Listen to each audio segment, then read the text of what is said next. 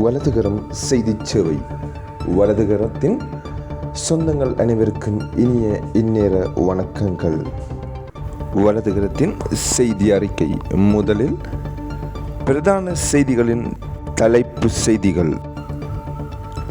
புலனறுவையில் மீனவர் ஒருவர் வாளால் வெட்டி படுகொலை. மொட்டு கட்சியின் ஜனாதிபதி தேர்தல் வேட்பாளர் தொடர்பில் மே தினத்தில் அறிவிப்பு. யாழ்ப்பாணத்தில் மேல் குடியேற்றப்படாமல் இருக்கும் 1500 குடும்பங்கள். விஜயதாச ராயபக்ச தொடர்பில் பசில் கடும் அதிருப்தி.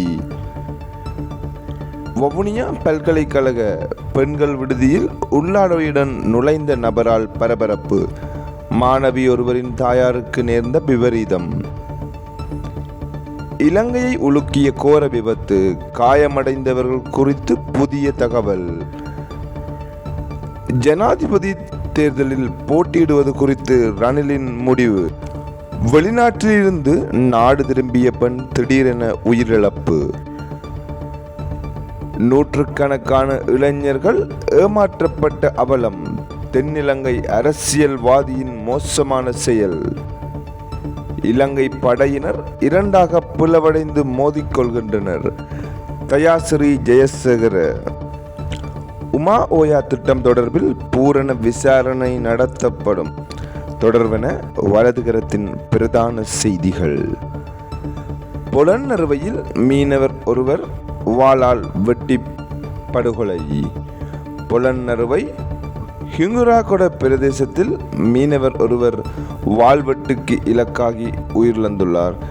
இந்த கொலை சம்பவம் நேற்று 24/4/2024 இடம்பெற்றுள்ளது. மீனவர்களுக்கிடையில் ஏற்பட்ட மோதல் காரணமாக இந்த கொலை சம்பவம் இடம்பெற்றுள்ளதாக போலீஸ் விசாரணையில் தெரிய வந்துள்ளது. இந்த கொலை சம்பவத்தில் அதே பகுதியைச் சேர்ந்த 39 வயதுடைய மீனவரே உயிரிழந்துள்ளார். அத்துடன் இந்த கொலை சம்பவ தொடர்பிலான மேலதிக விசாரணைகளை அப்பகுதி போலீசார் மேற்கொண்டு வருகின்றனர். மொட்டு கட்சியின் ஜனாதிபதி தேர்தல் வேட்பாளர் தொடர்பில் மே தினத்தில் அறிவிப்பு. ஸ்ரீலங்கா பொதுஜன பெரமுன கட்சியின் ஜனாதிபதி தேர்தல் வேட்பாளர் குறித்த அறிவிப்பு மே தினத்தில் வெளியாகும் என்று எதிர்பார்க்கப்படுகின்றது. கோட்டபாய ஆட்சி பொதுமக்களால் கவிழ்க்கப்பட்ட பின்னர் மொட்டு கட்சி தற்போது மீண்டும் புத்தாக்கம் பெற கடுமையான முயற்சிகளை மேற்கொண்டுள்ளது. கட்சியின் புதிய தேசிய அமைப்பாளர் நாமல் ராயபக்ச கிராமங்கள் தோறும் விகாரைகள் தோறும் சென்று சிங்கள பௌத்த வாக்குகளை மீண்டும் தமது கட்சிக்காக திரட்டிக் கொள்வதில் கடுமையான முயற்சிகளை மேற்கொண்டுள்ளார். இந்நிலையில் எதிர்வரும் ஜனாதிபதி தேர்தலில் ரணிலை ஆதரிப்பதா இல்லை தனித்து களமிறங்குவதா என்பது தொடர்பில் மொட்டு கட்சிக்குள் அண்மை காலமாக இருவேறு கருத்துக்கள் வலுப்பெற்று வருகின்றன. அதன் அடிப்படையில் இதுவரை காலமும் ஜனாதிபதி தேர்தல் வேட்பாளர் குறித்து தெளிவாக மொட்டு கட்சி அறிவிப்பு எதனையும் வெளியிடவில்லை. எனினும் கட்சியினரை ஊக்கப்படுத்தும் வகையில் எதிர்வரும் மே தின பேரணி நிகழ்வின் போது ஜனாதிபதி தேர்தல் தொடர்பான மொட்டு கட்சியின் நிலைப்பாடு மற்றும் வேட்பாளர் குறித்த விவரங்கள் உத்தியோகபூர்வமாக அறிவிக்கப்படும் என்று எதிர்பார்க்கப்படுகின்றது. யாழ்ப்பாணத்தில் மீள் குடியேற்றப்படாமல் இருக்கும் 1500 குடும்பங்கள். யுத்தம் நிறைவுக்கு வந்து நீண்ட காலமாகியும் யாழ்ப்பாணத்தில் மாத்திரம் சுமார் 1512 குடும்பங்கள் இன்னும் மீள் குடியேற்றப்படாமல் இருப்பதாக தெரிய வந்துள்ளது. கடந்த வாரம் நடைபெற்ற யாழ் மாவட்ட அபிவிருத்தி குழு கூட்டத்தின் போது இந்த விடயம் கூறப்பட்டுள்ளது.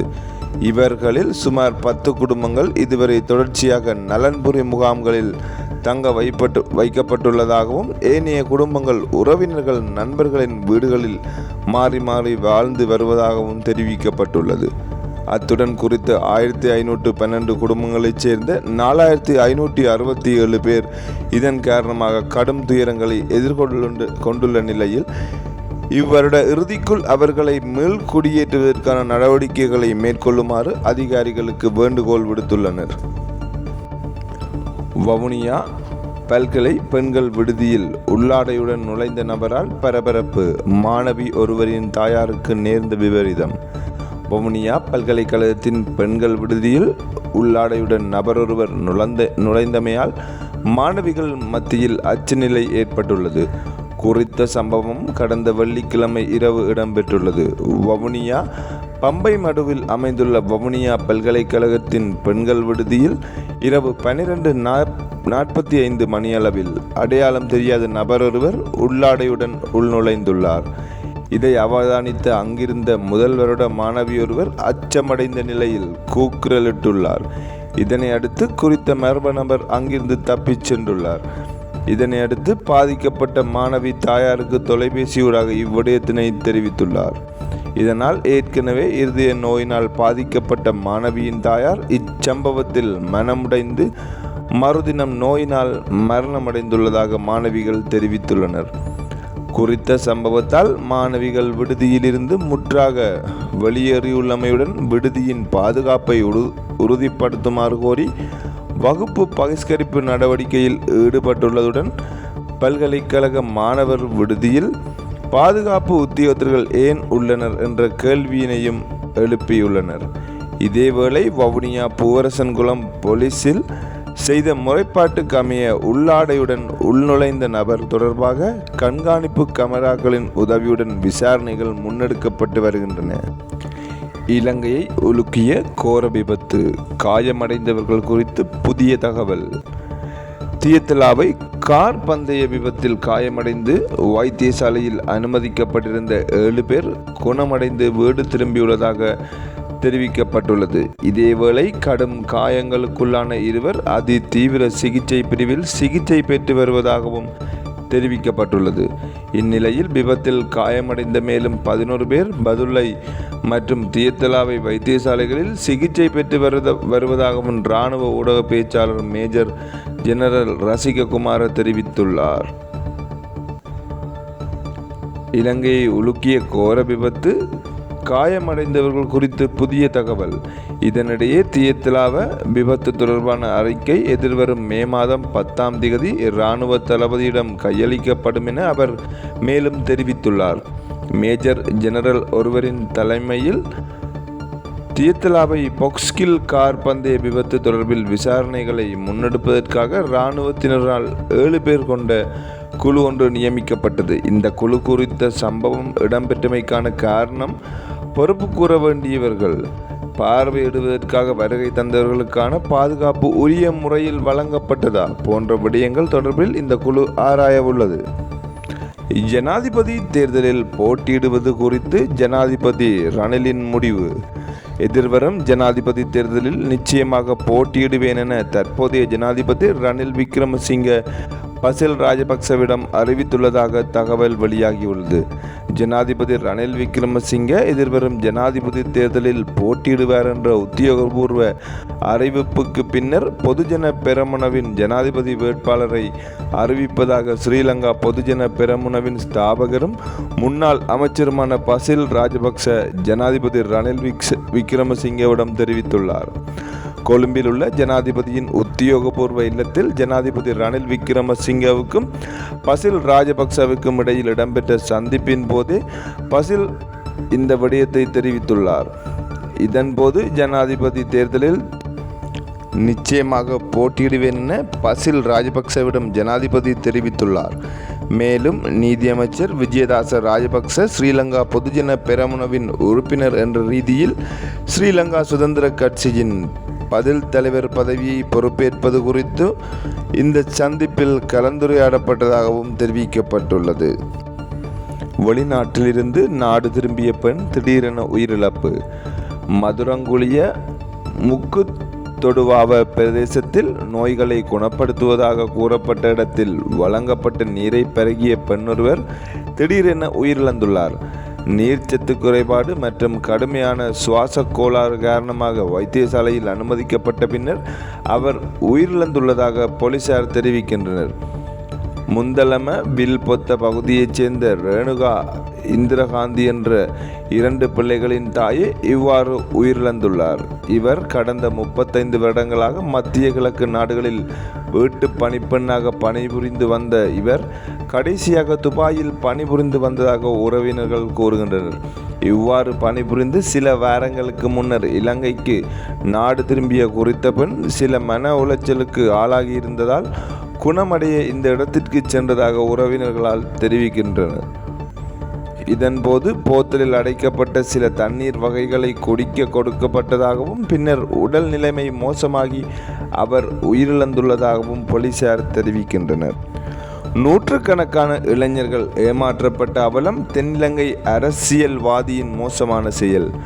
கொரியாவில் போட்டி பரீட்சையின்றி வேலை வாங்கி தருவதாக கூறி 500 இளைஞர்களிடமிருந்து சுமார் 2.5 கோடி ரூபாவை தென்னிலங்கையின் பலமான அரசியல்வாதி ஒருவர் பெற்றுக்கொண்டதாகவும் ஆனால் இதுவரை எவரும் அனுப்பப்படவில்லை எனவும் இளைஞர்கள் குழு ஒன்று குற்றம் சுமத்தியுள்ளது. அரசாங்கத்தினூடாக போட்டி பரீட்சையின்றி கொரியாவில் வேலை வாங்கி தருவதாக குறித்த இளைஞர்களிடம் தெரிவிக்கப்பட்டுள்ளது.